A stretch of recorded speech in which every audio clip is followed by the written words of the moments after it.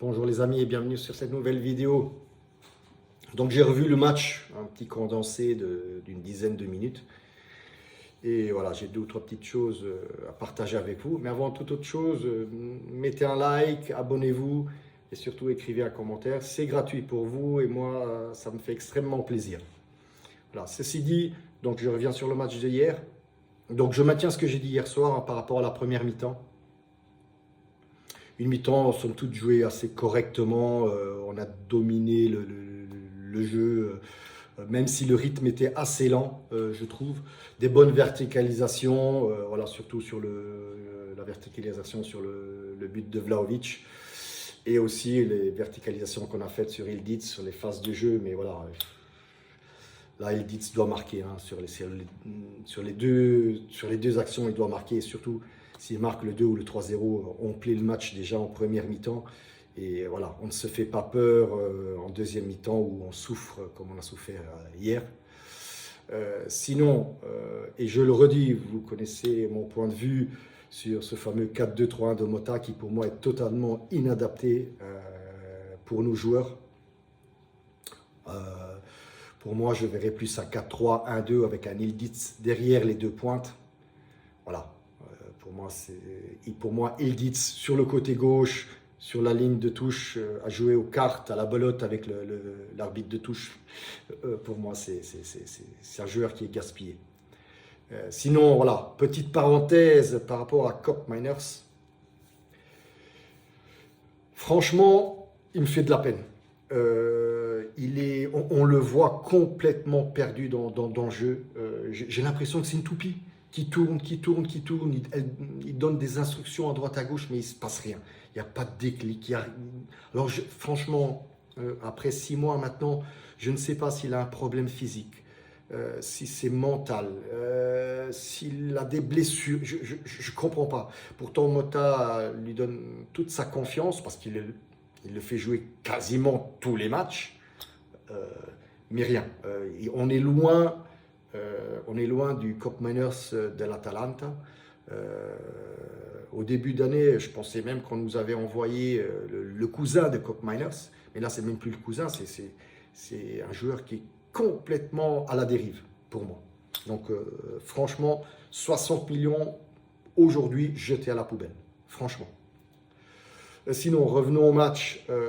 Deuxième mi-temps, oui, où le Cagliari augmente un peu le rythme, donc nous on recule, forcément, et ça arrive souvent. Alors, est-ce que c'est dû au match de Champions League où on a joué 120 minutes et il n'y avait plus de carburant dans les jambes? Je ne sais pas.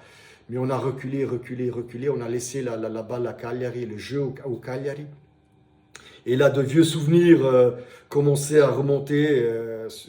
Rappelez-vous, à l'aller, Juventus Cagliari, pareil, on dominait le match 1-0. On rate des buts faciles. Vlahovic tout seul devant le gardien, il rate. Koopmeiners, pareil. Et puis à la 88e ou 89e minute, faute de Douglas Luiz dans les 11 mètres et penalty pour le Cagliari et on égalise le match. Donc voilà, c'est des souvenirs qui revenaient.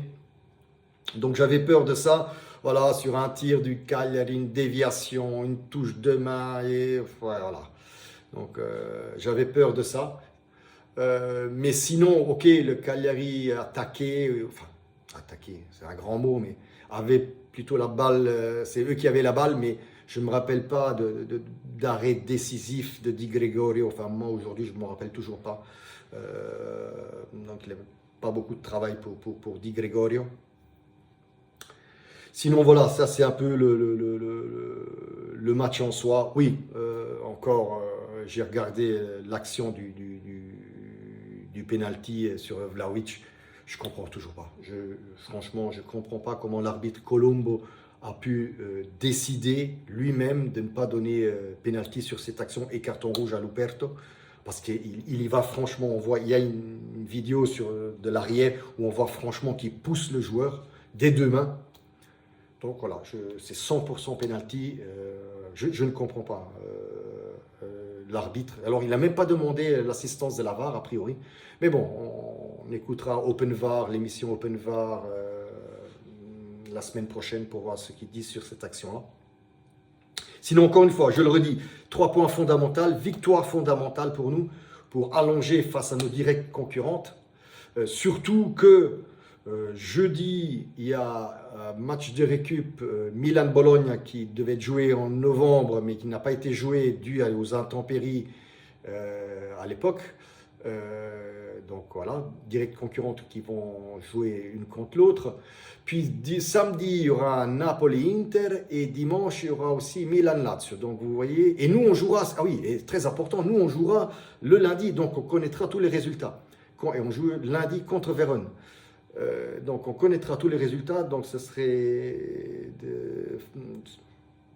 C'est encore une fois une semaine, enfin une journée championnat favorable pour nous, pour allonger encore plus et se créer ce petit coussin pour être toujours parmi ces 4 premiers qui donnent l'accès, comme vous le savez, à la Champions League de l'année prochaine. Voilà. Encore une dernière info, n'oubliez pas, mercredi, Coupe d'Italie, Empoli-Juve, quart de finale. Voilà. Je pense, vu les prestations de l'Empoli ces derniers matchs, je pense que ça doit passer, je ne vais pas dire finger in the nose, mais assez facilement.